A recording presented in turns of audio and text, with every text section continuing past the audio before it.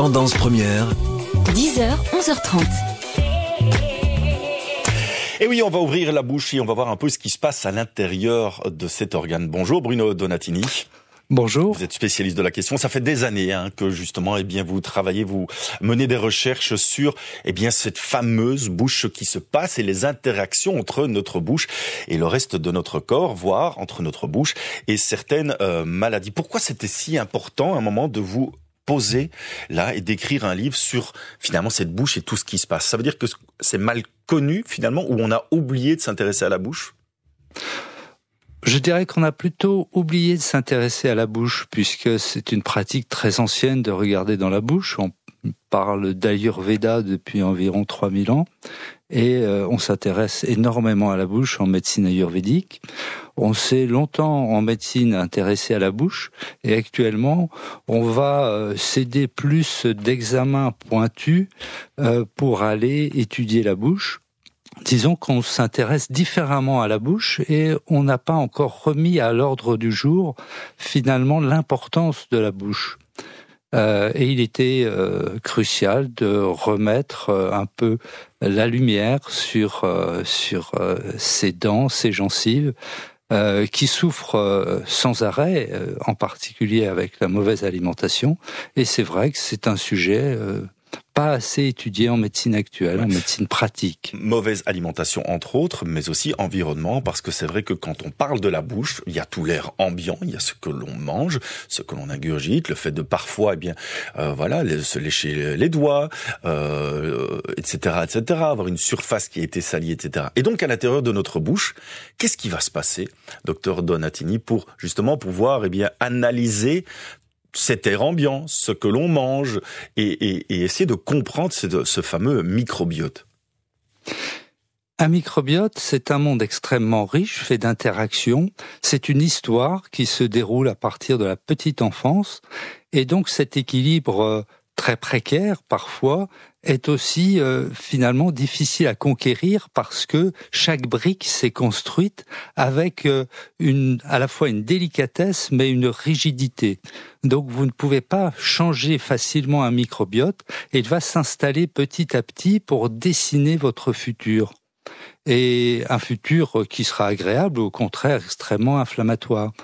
Donc cette flore, elle va dépendre de votre environnement, et de l'environnement, ce sont au départ les parents, l'alimentation, et puis ensuite les différents accidents qui peuvent survenir sur les dents, les gencives, les éléments infectieux.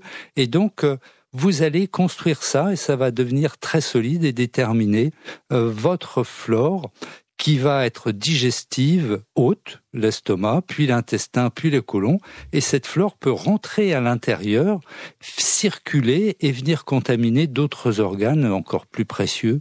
Donc c'est une lente construction qui est difficile à déséquilibrer, et c'est pour cela qu'il faut en prendre soin et diagnostiquer très vite ce qui a pu finalement aboutir à des problèmes infectieux, et il faut les contrôler très tôt, donc une prévention est essentielle. Prendre soin entre autres avec les nouveau-nés, puisque c'est à ce moment-là que finalement que la flore va commencer à se développer, entre autres avec l'allaitement maternel, mais aussi pas mal de choses. Puis il y a différentes étapes qui sont aussi très importantes, entre autres à la puberté. Qu'est-ce que l'on peut dire en tant que parent? Comment essayer de favoriser finalement un bon équilibre de la flore buccale?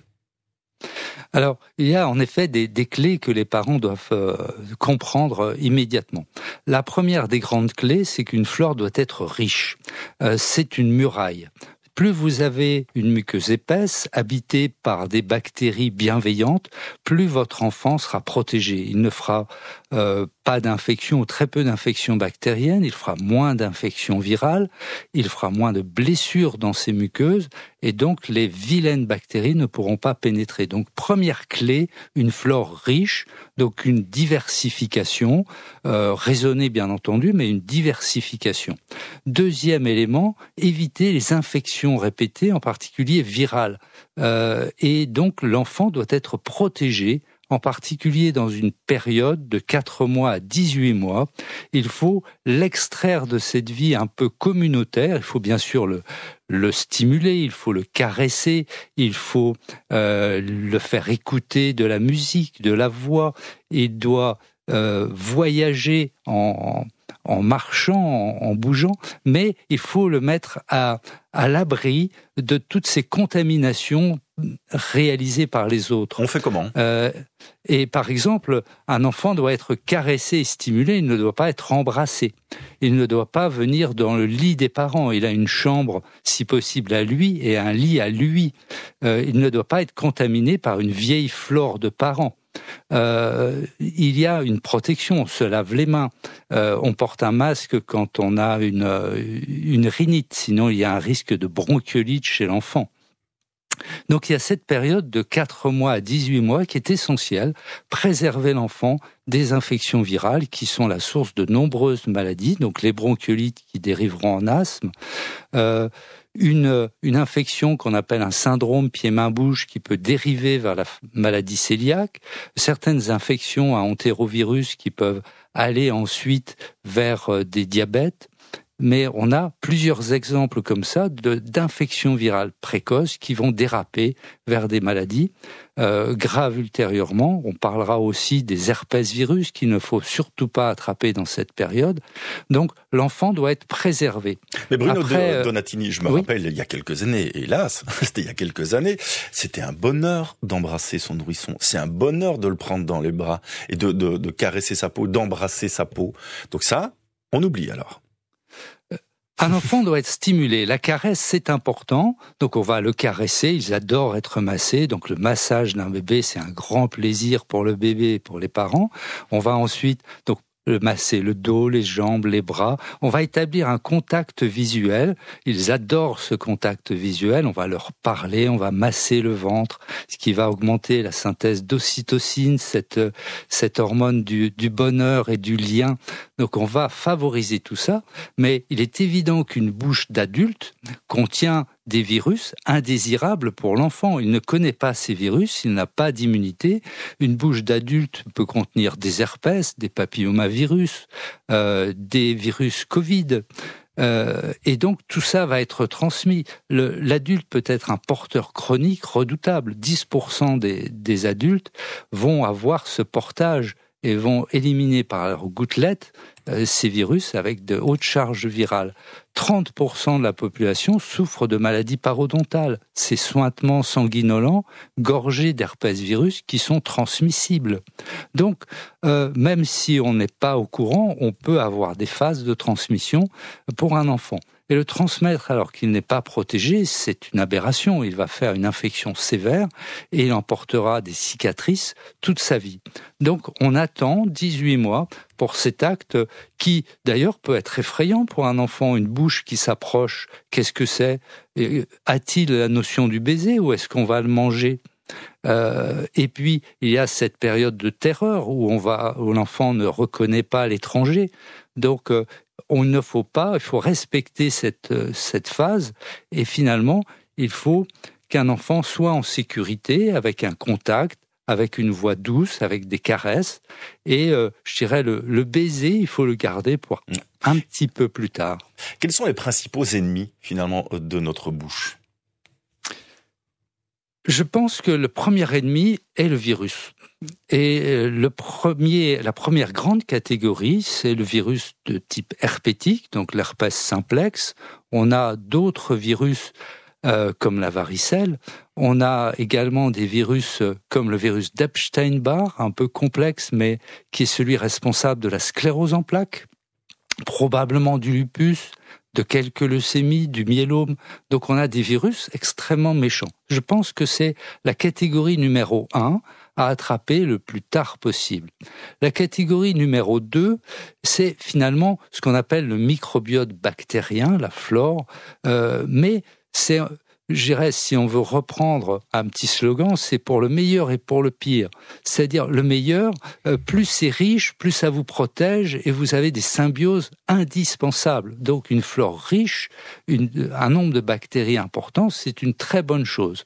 Le pire, c'est quand elle est appauvrie. Donc, l'ennemi de la bouche, c'est une flore pauvre. Ce sont des antibiothérapies répétées, un régime alimentaire extrêmement réduit dans sa diversité, peu de fibres. Ça va être l'usage de désinfectants buccaux, des huiles essentielles à haute dose, des bains buccaux trop désinfectants bactéricides. Et ça, c'est l'ennemi. C'est l'ennemi, c'est la flore pauvre au niveau de la bouche. Ouais, Bruno Donatini, je rappelle le titre de votre ouvrage, La bouche miroir de votre santé, c'est publié aux éditions Flammarion. Vous le notez dans ce livre, vous êtes aussi contre l'hygiénisme qui est poussé peut-être un peu trop loin. Aujourd'hui, il y a une tendance à vouloir tout nettoyer, tout désinfecter. Oui, tout à fait. On a un habitat qui est devenu pauvre. Peu de gens touchent la terre régulièrement. En revanche, ils vont aller régulièrement en piscine où ils vont être désinfectés, donc une peau désinfectée, voire une bouche désinfectée par de l'eau de piscine contaminée par des virus et très riche en produits chlorés ou bromés ou oxygénés.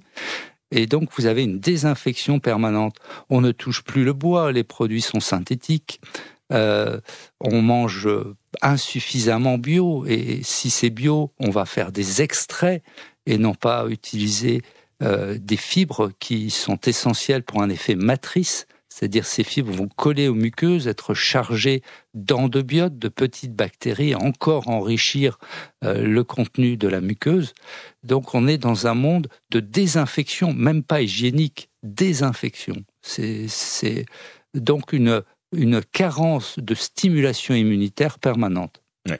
Bruno Donatini, vous restez bien entendu avec nous. La bouche miroir de votre santé, c'est le titre de votre ouvrage. On va revenir justement dans quelques instants sur ces maladies qui, d'après vous, commencent dans la bouche. Quelles sont ces maladies et quels sont les signes aussi qui pourraient nous alerter? On en parlera dans quelques instants. Tendance première.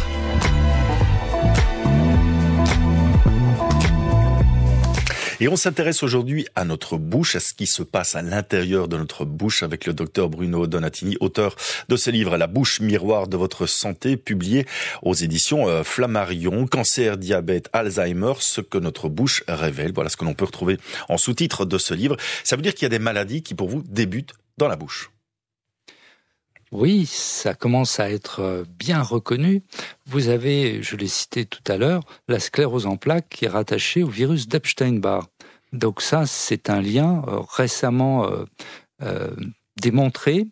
Le deuxième facteur de risque de la sclérose en plaques, c'est le tabac, avec l'inflammation buccale ou nasale qui est associée. Et donc, on va avoir une inflammation de tout le système immunitaire rattaché au niveau du nez et qui va se propager vers le système nerveux central. Donc, voilà un premier exemple de ce qui peut survenir, le virus d'Epstein-Barr étant localisé en grande partie au fond de la gorge, au niveau du nasopharynx, et il va y avoir une deuxième maladie qui est le cancer du nasopharynx qui est rattaché à ce virus.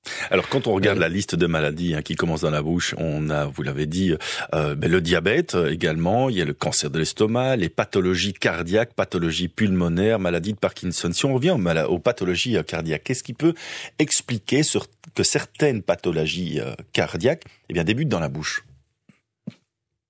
Eh bien, on a en cardiologie différents facteurs. Si on prend quelque chose d'ancien, un petit peu désuet actuellement, c'était le rhumatisme articulaire aigu, donc le streptocoque, qui est une petite bactérie banale qui donne des caries, peut déclencher une réaction auto-immune et altérer l'endocarde, qui est cette membrane interne, et altérer les valves cardiaques et donner ce que l'on appelle un rhumatisme articulaire aigu qui associe une atteinte cardiaque et articulaire. Donc ça, c'est un petit peu désuet parce que l'hygiène buccale a finalement supprimé ou largement diminué les angines à streptocoque ou les inflammations chroniques au niveau buccal.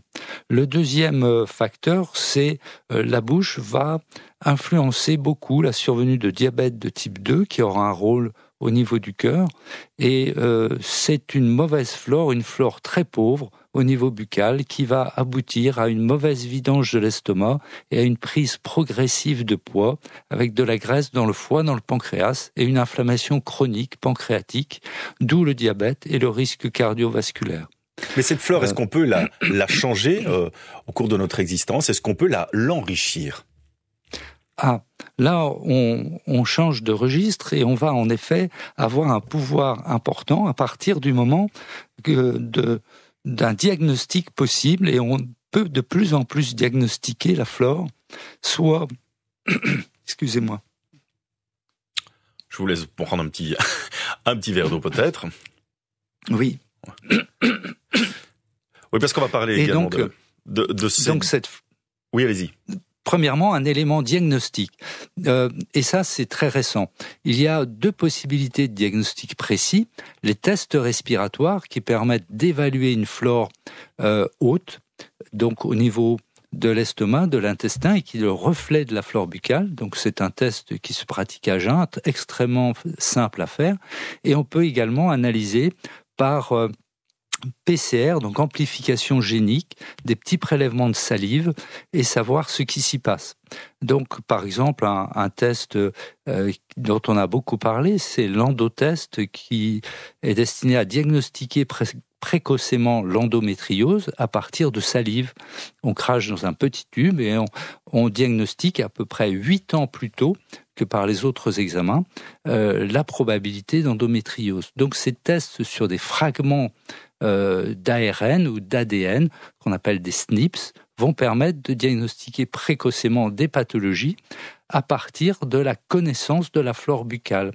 Donc, à partir du moment où vous connaissez la flore, l'intelligence artificielle ou même des algorithmes simples vont vous permettre de dire telle personne est à risque de Parkinson. Et on sait que c'est rattaché à une flore qui est Prevotella et Fusobacterium, ou alors d'Alzheimer, et on sait que c'est une flore plutôt rattaché à la bactérie Porphyromonas. Le diabète de type 2, ça va être une flore Prevotella appauvrie à la suite de nombreuses antibiothérapies, et ainsi de suite. Donc on va pouvoir détecter ou prévoir, à partir de la connaissance de cette flore, les risques potentiels. Mais ces tests, Bruno Donatini, vous les conseillez à qui? Ça, c'est une grande question. Plus vous voulez avoir une prévention et éviter finalement d'avoir un risque concrétisé, donc arriver trop tard, plus vous devez y penser. Et ça s'adresse à tout le monde. Et j'espère que dans 10 ans, tout le monde pourra bénéficier de ce type de dépistage. C'est comme le dépistage du cancer du côlon. Il est associé à une flore particulière, c'est flore Fusobacterium. Donc si vous avez Fusobacterium dans votre bouche, si vous avez un papillomavirus dans votre bouche et si vous avez une mauvaise vidange gastrique avec une faible muqueuse, ça se mesure aussi par un prélèvement, vous avez un risque multiplié par 6 à 8 de cancer du côlon. Donc on peut dépister le risque par du sang dans les selles, mais là vous avez déjà un polype qui saigne, mais on peut aussi dépister par une flore qui vous mène à risque. Donc, vous supprimez même le risque de polype si vous faites la bonne prévention. Oui, mais donc, ça veut dire que une fois qu'on a cette test, une fois qu'on a ces résultats, j'en reviens à ma question, est-ce qu'on peut changer cette flore? Est-ce que par une pratique, par une autre alimentation, par toute une série de petits changements, on va pouvoir changer cette flore à risque? Je fais une courte parenthèse et je réponds à votre question. La courte parenthèse, c'est: est-ce que l'on dépiste chez l'enfant, chez l'adolescent ou chez l'adulte? Donc, parce que plus vous le ferez précocement, plus votre facilité de réorienter la flore sera évidente. Donc, en admettant qu'on parle de l'adulte, c'est déjà, j'ai envie de dire, un petit peu tard. L'adulte de 25 ans n'étant d'ailleurs pas le même que l'adulte de 55. Donc, en admettant qu'on soit intéressé à la population qui viennent consulter, qui est en général les 45-55 ans en termes de prévention. Donc là, vous pouvez changer la flore. Si vous intéressez à quelqu'un qui a 75-80 ans, c'est déjà beaucoup plus difficile. Ce qui est intéressant à 45-55, c'est que vous allez pouvoir stimuler l'immunité donc diminuer par exemple le risque de Covid ou de zona ou de maladies neurodégénératives. Et vous pourrez enrichir la flore, ce qui diminuera le risque de diabète, de surpoids, ce risque va exploser avec la ménopause. Donc vous pourrez diminuer le risque de maladies métaboliques de façon notable. Et pour ce faire, eh bien, vous allez changer l'alimentation. Première grande étape, en diminuant les sucres, en augmentant les fibres. Deuxième chose, vous allez stimuler l'immunité pour essayer de récupérer des lymphocytes efficaces contre les virus, lymphocytes étant une catégorie de globules blancs. Et dernière étape, vous devez augmenter l'évacuation. Parce que dans la protection, vous avez la muraille, mais vous avez aussi le torrent. C'est-à-dire que si vous avez une zone stagnante, vous aurez une mauvaise flore.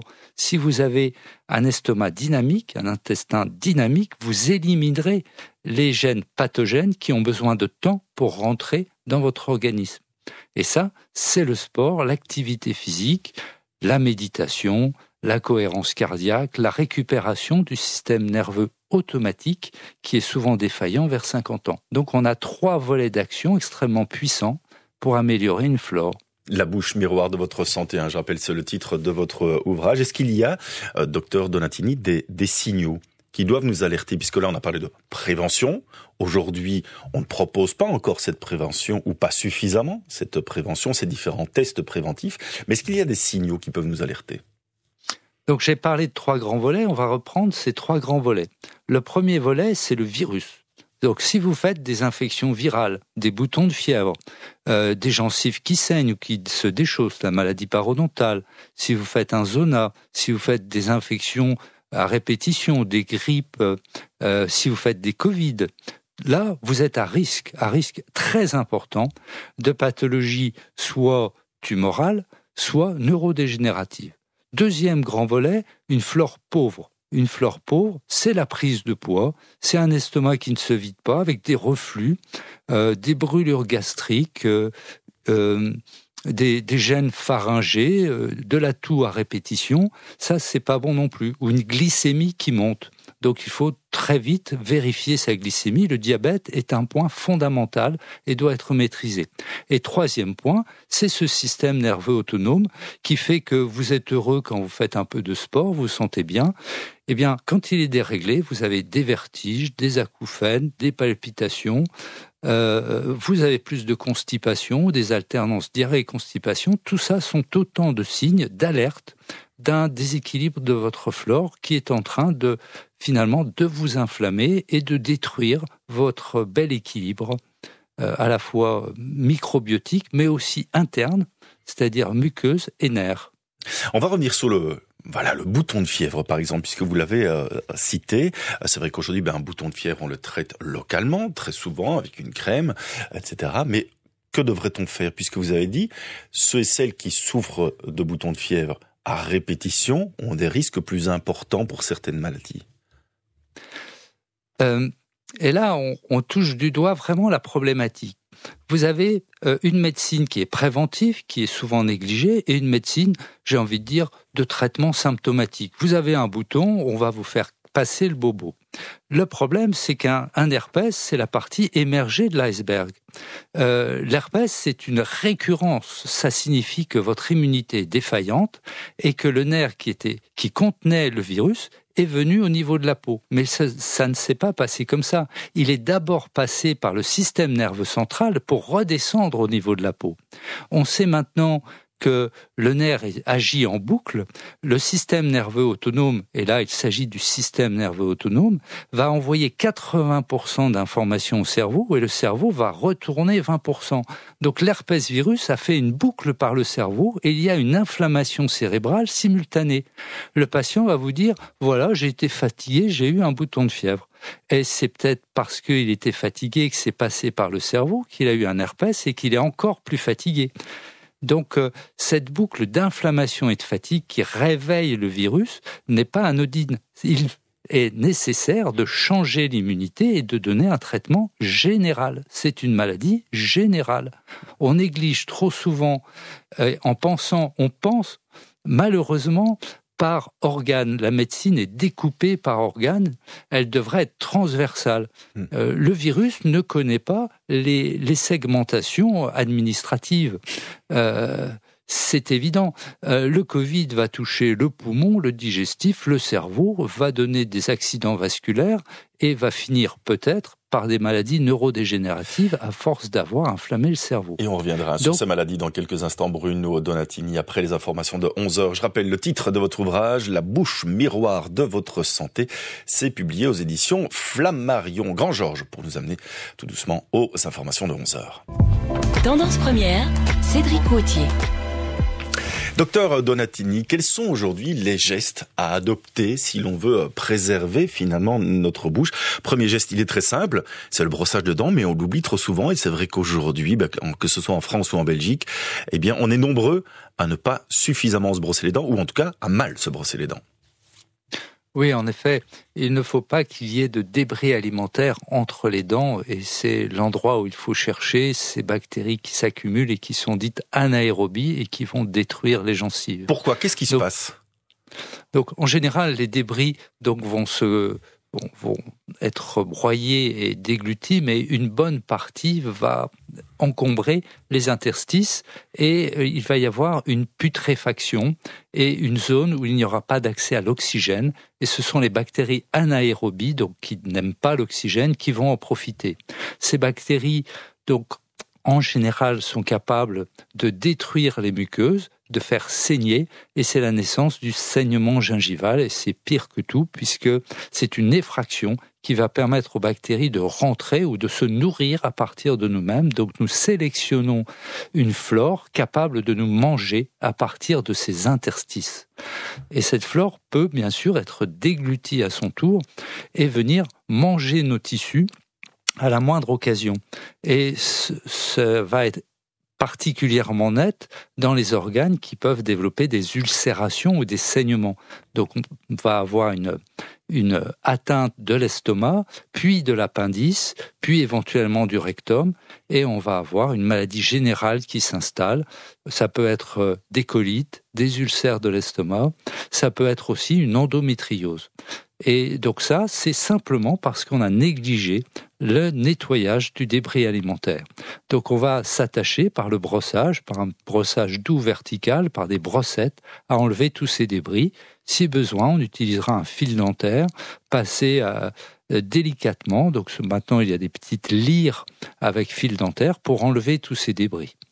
La deuxième étape peut être d'aller un petit peu plus loin. Si on a une flore identifiée comme Fusobacterium ou des gencives qui saignent, on utilisera soit un hydropulseur avec un peu d'eau oxygénée ou un hydropulseur qui crée des bulles pour augmenter l'oxygène, ou on utilisera même de l'eau oxygénée à 1% pour aller nettoyer tout ça et détruire cette flore anaérobie faite de Fusobacterium avec un risque de colite, de maladie de Parkinson ou Porphyromonas avec un risque d'Alzheimer. Donc tout ça permettrait sans aucun doute d'être une première prévention très efficace contre les maladies neurodégénératives. Vous avez parlé de la maladie d'Alzheimer, docteur Donatini. Quel est le lien entre la bouche et la maladie d'Alzheimer? Qu'est-ce que l'on sait aujourd'hui? Et là, on a donc une physiologie qui commence à être connue. Donc ces maladies neurodégénératives vont être des maladies liées à une inflammation chronique. Donc déjà, une inflammation buccale va favoriser, je dirais, un dégât qu'on dit oxydatif. Les globules blancs libèrent leur contenu dans l'environnement immédiat et vont brûler les tissus. Ça, c'est un premier élément global. Mais de façon plus intéressante, on sait que ces maladies neurodégénératives sont liées à des protéines qui vont s'accumuler, qui vont être déformées. Et donc ces protéines sont connues. Pour l'Alzheimer, c'est une molécule qu'on appelle Tau et qui est capable de se déposer de façon abusive au niveau du cerveau. Mais comment va-t-elle arriver à accéder à ce cerveau? Eh bien, on pense de plus en plus qu'elles vont accéder par les petits nerfs, qui sont les nerfs du système nerveux autonome, le fameux nerf vague dont on parle tant.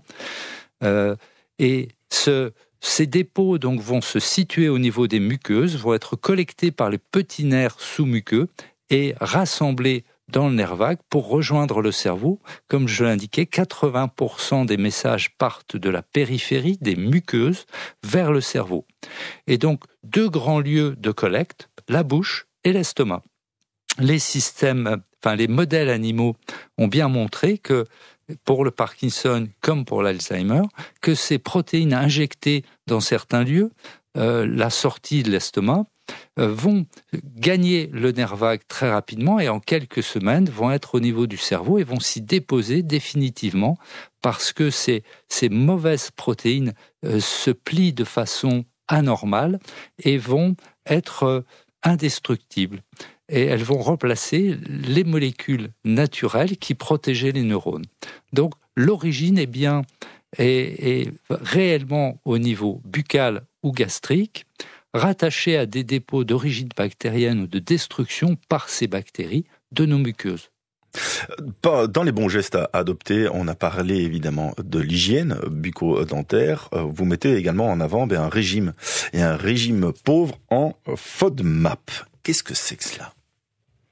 Alors, les FODMAP, ce sont les aliments fermenteurs. Donc, FODMAP, c'est fermentescible, oligo, mono et disaccharides, et polyols, donc les sucres qui vont être contenus dans certains légumes. Ces sucres ne sont pas facilement digestibles et vont finalement rester dans la lumière de l'intestin et être fermentés par des bactéries. Et donc, les aliments à éviter, c'est quoi, par exemple ? Par exemple, on va avoir certains fruits qui sont particulièrement riches en fructose. Donc, on va avoir la cerise qui fermente malheureusement beaucoup, donc il faut en manger modérément. On va avoir les pêches, les abricots, les dattes, les figues. Donc, on va préférer le kiwi, la banane, les agrumes, les baies rouges, le melon, le raisin frais. Donc voilà, on a une liste de produits qui est à favoriser. Il n'y a pas d'interdit, on n'est pas dans un système d'intolérance alimentaire, mais on a des propositions favorites pour éviter les ballonnements. Et il en est de même pour les légumes ou pour les laitages. On va préférer le fromage affiné au fromage frais ou au lait frais. On va prendre du lait sans lactose, par exemple. Mais ces ballonnements, qu'est-ce qu'ils disent de notre état général ? C'est un signe annonciateur de mauvaise absorption. Souvent, l'adulte jeune est capable d'absorber 120, voire 200 pour les sportifs, quelquefois même un peu plus, grammes de sucre dans un repas, de sucre rapide ou de sucre lent. Alors qu'un sujet âgé, fragile, va absorber 30 grammes, 40 grammes seulement. Et donc, s'il consomme une grande quantité de sucre, il va laisser 80 grammes à 100 grammes de sucre pour les bactéries digestives qui vont transformer tous ces sucres en gaz, en graisse, en acides gras, pour employer un terme un peu plus scientifique, qui vont soit s'accumuler dans l'organisme, sous forme de graisse dans le pancréas, dans le foie ou même dans le ventre, ou sous forme de cellulite. Donc tous ces acides gras vont être finalement néfastes, non consommables, ce sont des déchets très difficiles à éliminer, alors que l'objectif était d'avoir un sucre utilisable par nos cellules. Donc, en fait, les sucres restent dans la lumière, nourrissent des bactéries qui deviennent trop nombreuses, qui libèrent leurs déchets, des gaz, des graisses, et nous n'avons que les résidus, ce qui n'est pas bon du tout. Ouais. On va terminer tout doucement cet entretien avec vous, Bruno Donatini. Je rappelle le titre de cet ouvrage, La bouche, miroir de votre santé. Dernier point, il paraît tout simple aussi, et c'est bon de le rappeler, mais la mastication est très importante.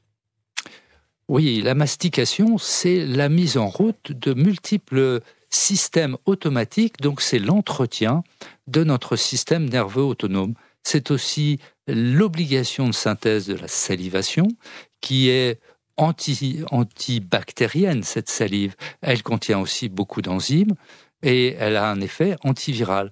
Donc vous déclenchez par le phénomène de salivation tout un phénomène de coordination puisqu'on respire par le nez quand on salive. Donc c'est un air réchauffé, un air filtré, beaucoup mieux que par la bouche. Vous avez un système qui entretient les muqueuses. C'est en fait mieux que le soin par de l'huile, tel que ça peut être préconisé dans certaines techniques douces. Quand vous avez une bonne salivation, vous entretenez, vous désinfectez votre gencive et vous coordonnez respiration, déglutition. Donc c'est un point fondamental. On doit saliver, soit en gardant quelque chose dans la bouche, ou en faisant bouger la langue et en respirant par le nez.